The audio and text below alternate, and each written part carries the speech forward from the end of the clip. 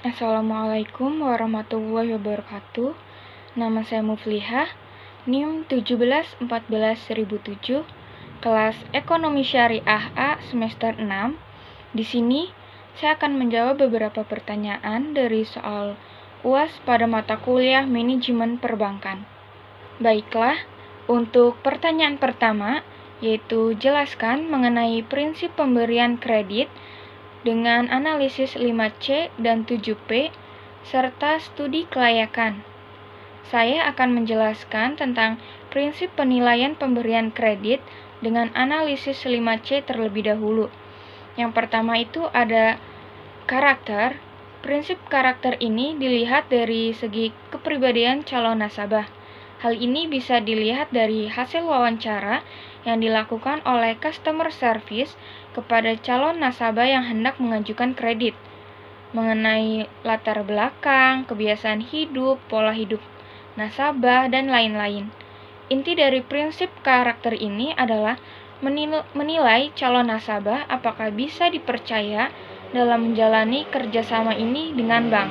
Selanjutnya, prinsip yang kedua yaitu capacity atau kemampuan.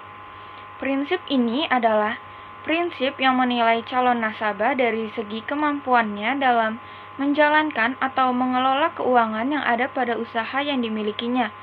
Apakah calon nasabah tersebut sebelumnya pernah mengalami permasalahan keuangan atau tidak?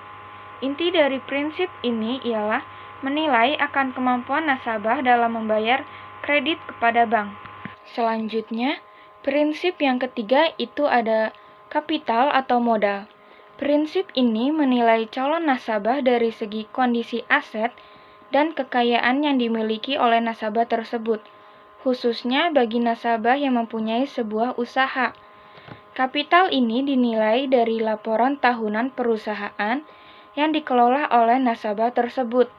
Dari penilaian tersebut, pihak bank dapat menentukan layak atau tidaknya nasabah itu mendapat pinjaman, lalu menentukan seberapa besar pinjaman yang akan diberikan kepada nasabah tersebut. Selanjutnya, prinsip yang keempat yaitu ada kolateral atau jaminan. Prinsip ini berhubungan dengan jaminan yang diberikan calon nasabah kepada bank untuk bisa mengajukan permohonan kredit. Prinsip jaminan ini perlu diperhatikan oleh nasabah karena ketika mereka tidak dapat memenuhi kewajibannya dalam mengembalikan pinjaman tersebut kepada pihak bank, maka sesuai dengan ketentuan yang ada, pihak bank dapat saja menyita atau menarik kembali aset yang telah dijadikan jaminan oleh nasabah tersebut. Selanjutnya, prinsip yang kelima yaitu ada condition atau kondisi. Prinsip ini dipengaruhi dengan kondisi perekonomian yang bersifat general atau khusus pada bidang usaha yang dijalankan oleh nasabah pada saat ini dan di masa yang akan datang. Sekarang, saya akan menjelaskan tentang prinsip pemberian kredit dengan analisis 7P. Yang pertama itu ada personality. Prinsip ini menilai calon nasabah dari segi kepribadiannya atau tingkah lakunya sehari-hari, maupun masa lalunya. Personality ini juga mencakup tentang emosi, tingkah laku, dan tindakan nasabah dalam menghadapi masalah. Prinsip yang kedua itu ada party. Dalam prinsip ini, pihak bank akan mengklasifikasikan nasabah berdasarkan kondisi keuangannya, mulai dari modal yang dimiliki, kepribadiannya, loyalitasnya, dan sebagainya. Dengan adanya perbedaan klasifikasi ini, maka akan ada perbedaan juga dalam pemberian fasilitas kredit nantinya. Prinsip yang ketiga itu ada purpose. Prinsip purpose ini bertujuan untuk mengetahui tujuan calon nasabah dalam mengajukan kredit, termasuk untuk mengetahui jenis kredit yang diinginkan oleh nasabah. Pihak bank perlu mengetahui untuk apa dana kredit digunakan, misalnya untuk modal usaha, investasi, atau untuk kegiatan konsumtif. Prinsip yang keempat itu ada prospek. Prinsip prospek ini yaitu untuk menilai bagaimana prospek ke depan dari usaha yang dijalankan oleh nasabah. Dengan mengetahui apakah usaha tersebut memiliki prospek ke depan yang bagus atau tidak, maka pihak bank pun dapat memprediksi perkiraan kemampuan nasabah tersebut dalam membayar kredit. Prinsip yang kelima itu ada payment. Prinsip ini masih berkaitan dengan prinsip sebelumnya, di mana prinsip payment juga bertujuan untuk mengukur kemampuan bayar dari nasabah. Prinsip payment ini melihat dari sumber pendapatan nasabah, kelancaran usaha yang dijalankan, hingga prospek dari usaha tersebut. Dengan begitu, bank dapat menilai apakah nasabah tersebut dapat membayar kreditnya atau tidak. Prinsip yang keenam itu ada profitability. Prinsip profitability ini bertujuan untuk menganalisis bagaimana kemampuan nasabah dalam mencari laba atau keuntungan. Profitability ini diukur dari periode ke periode lainnya. Apakah akan tetap sama atau akan semakin meningkat, apalagi dengan tambahan dana kredit yang akan diperolehnya. Semakin tinggi tingkat profitability nasabah, maka semakin tinggi juga kemungkinan kredit tersebut akan disetujui oleh pihak bank. Prinsip yang ketujuh ini adalah protection. Prinsip protection ini mengacu pada jaminan yang dapat diberikan oleh nasabah. Selain jaminan berupa aset barang seperti rumah, kendaraan, tanah, dan lain-lain, protection juga dapat berupa jaminan asuransi yang dimiliki oleh nasabah. Selanjutnya, saya akan menjelaskan tentang studi kelayakan. Prinsip pemberian kredit dapat pula dilakukan dengan studi kelayakan. Studi kelayakan ini dapat dilaksanakan terutama untuk kredit dalam jumlah yang relatif besar. Adapun aspek penilaiannya yaitu yang pertama, aspek hukum. Dalam aspek ini bertujuan untuk menilai keabsahan atau keaslian dari dokumen-dokumen yang diajukan oleh nasabah dalam memohon kredit. Penilaian ini dilakukan agar jangan sampai ada dokumen yang diajukan tersebut palsu atau dalam kondisi sengketa, sehingga nantinya akan menimbulkan masalah. Aspek yang kedua itu ada aspek pasar dan pemasaran. Dalam aspek ini, menilai besar kecilnya permintaan terhadap produk yang dihasilkan dan strategi pemasaran yang dilakukan oleh nasabah dalam usahanya tersebut, sehingga dapat diketahui bahwa prospek dari usaha tersebut. Aspek yang ketiga yaitu ada aspek keuangan. Dalam aspek ini bertujuan untuk menganalisis keuangan dari usaha yang dimiliki nasabah, sehingga dapat menentukan jumlah dari kebutuhan usaha dan juga untuk menilai kemampuan berkembangnya usaha tersebut, serta menilai kemampuan nasabah untuk membayar kreditnya dari hasil usahanya tersebut. Aspek yang keempat yaitu ada aspek operasi atau teknis. Dalam analisis aspek ini bertujuan untuk mengamati usaha milik nasabah dari segi fisik dan lingkungannya. Apakah usaha tersebut sehat dan mampu bersaing di pasaran, serta memperoleh keuntungan yang memadai atau tidak. Aspek yang kelima yaitu ada aspek manajemen. Aspek manajemen ini bertujuan untuk menilai struktur organisasi dari usaha milik nasabah, mulai dari sumber daya manusia yang dimilikinya, serta latar belakang pendidikan dan pengalaman dari sumber daya manusianya. Aspek yang keenam yaitu ada aspek ekonomi sosial. Dalam aspek ini bertujuan untuk menganalisis adanya dampak akibat dari usaha atau bisnis milik nasabah tersebut terhadap perekonomian masyarakat dan sosial secara umum. Yang ketujuh adalah aspek AMDAL.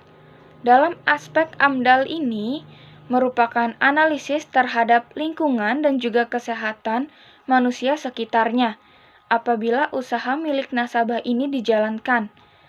Analisis ini dijalankan secara mendalam sebelum kredit disalurkan, sehingga usaha yang dibiayai dengan dana kredit tersebut tidak akan mengalami pencemaran lingkungan di sekitarnya. Selanjutnya, saya akan menjawab pertanyaan yang kedua.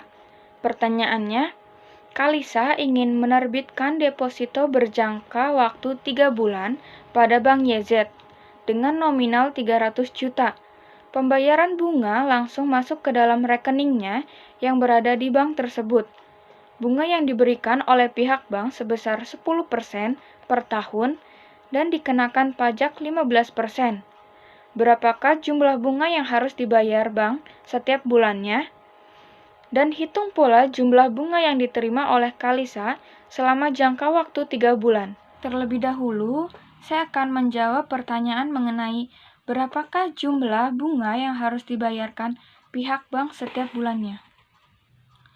Untuk menghitung atau mengetahui jumlah bunga yang harus dibayarkan pihak bank setiap bulannya, kita bisa mulai menghitung dengan bunga sama dengan 10% dikali 300 juta dikali 1 dibagi 12.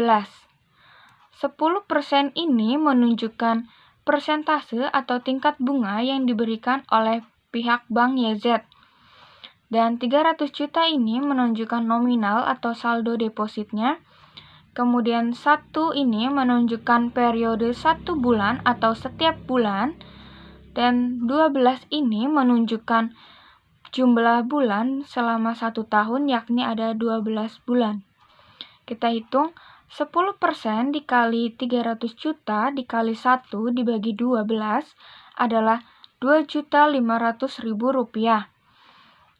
Kemudian angka Rp2.500.000 ini kita kurangi dengan pajak sebesar 15%.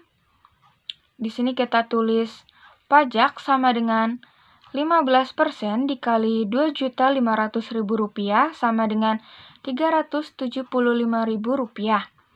Kemudian bunga bersih yang harus dibayarkan setiap bulannya, yaitu kita hitung dari Rp2.500.000 ini dikurangi dengan Rp375.000, nilainya sama dengan Rp2.125.000. Jadi, bunga yang harus dibayarkan oleh pihak bank setiap bulannya adalah Rp2.125.000. Kemudian, pertanyaan berikutnya itu, berapakah jumlah bunga yang diterima oleh Kalisa selama jangka waktu 3 bulan? Untuk menghitung jumlah bunga yang diterima oleh Kalisa selama jangka waktu 3 bulan, kita bisa menggunakan pola perhitungan yang sama seperti sebelumnya, yaitu kita tuliskan dengan bunga sama dengan 10% dikali 300 juta dikali 3 dibagi 12. 10% ini menunjukkan persentase atau tingkat bunga yang diberikan oleh Bank YZ, kemudian 300 juta ini menunjukkan saldo atau nominal depositnya. Kemudian angka 3 ini menunjukkan periode waktu selama jangka waktu 3 bulan. Kemudian 12 ini menunjukkan jumlah bulan selama 1 tahun. Kita hitung 10% dikali 300 juta dikali 3 dibagi 12 adalah Rp7.500.000. Kemudian jumlah Rp7.500.000 ini kita kurangi dengan pajak sebesar 15%. Kita hitung pajaknya dulu. Pajak sama dengan 15% dikali dengan Rp7.500.000. Hasilnya adalah Rp1.125.000. Jadi, bunga bersih yang diterima selama jangka waktu 3 bulan, yaitu dari Rp7.500.000 ini kita kurangi dengan Rp1.125.000. Hasilnya adalah Rp6.375.000. Jadi, bunga atau jumlah bunga yang diterima Kalisa selama jangka waktu 3 bulan ini adalah Rp6.375.000. Kemudian, saya akan menjawab pertanyaan yang ketiga, yaitu jelaskan tujuan umum dari manajemen pemasaran bank dan jelaskan mengenai konsep-konsep pemasaran bank. Tujuan umum dari manajemen pemasaran bank yaitu ada 4. Yang pertama, memaksimumkan konsumsi sehingga dapat menarik nasabah untuk membeli produk yang ditawarkan bank secara terus-menerus atau berulang-ulang. Yang kedua, memaksimumkan kepuasan konsumen melalui berbagai pelayanan yang diinginkan nasabah. Yang ketiga, memaksimumkan pilihan atau ragam produk dalam artian bank menyediakan berbagai jenis produk bank sehingga nasabah dapat memiliki berbagai macam pilihan. Dan yang terakhir yaitu memaksimumkan mutu hidup dengan memberikan berbagai kemudahan kepada nasabah dan menciptakan iklim yang efisien. Selanjutnya mengenai konsep-konsep pemasaran bank. Ada 5 konsep pemasaran bank, yaitu yang pertama, konsep produksi. Dalam konsep produksi ini berpendapat bahwa konsumen menyukai setiap produk yang tersedia di mana-mana dan murah. Konsep ini berorientasi pada produksi dengan memobilisasi semua upaya untuk mencapai efisiensi produk yang tinggi yang didistribusikan secara luas. Di sini, tugas seorang manajemen adalah memproduksi sebanyak mungkin item karena konsumen dianggap menerima produk yang tersedia secara luas dengan daya belinya. Yang kedua, itu ada konsep produk. Konsep ini mempercayai bahwa kualitas barang maupun jasa yang dihasilkan perusahaan haruslah bagus sehingga mampu atau mudah menarik konsumen. Tugas manajemen di sini adalah membuat produk berkualitas yang oleh konsumen dianggap sebagai produk berkualitas tinggi dengan penampilan yang terbaik. Selanjutnya, konsep yang ketiga itu yaitu konsep penjualan. Dalam konsep manajemen pemasaran bank ini, perusahaan haruslah memikirkan usaha penjualan untuk mempengaruhi konsumen dalam membeli produknya. Mereka percaya bahwa dengan sistem penjualan yang baik, mereka dapat menjual produk apa saja yang mereka tawarkan. Konsep yang keempat yaitu ada konsep pemasaran. Konsep ini mengatakan bahwa kunci untuk mencapai tujuan organisasi terdiri dari kebutuhan dan keinginan pasar yang diharapkan memuaskan dan efisien dibandingkan dengan pesaing. Perusahaan yang menggunakan konsep pemasaran menganggap bahwa kepuasan konsumen adalah segalanya, sehingga barang dan jasa yang dihasilkan harus sesuai dengan kebutuhan konsumen. Terakhir, konsep yang kelima yaitu ada konsep pemasaran kemasyarakatan. Konsep ini menekankan tidak hanya dengan kepuasan konsumen, tetapi juga harus memperhatikan manfaat bagi orang lain. Dalam konsep ini juga berpendapat bahwa tugas perusahaan adalah untuk menentukan kebutuhan, keinginan, dan kepentingan target, serta memberikan kepuasan yang diharapkan dengan cara yang lebih efektif dan efisien daripada pesaing, sambil menjaga atau meningkatkan kesejahteraan konsumen serta masyarakat secara umum.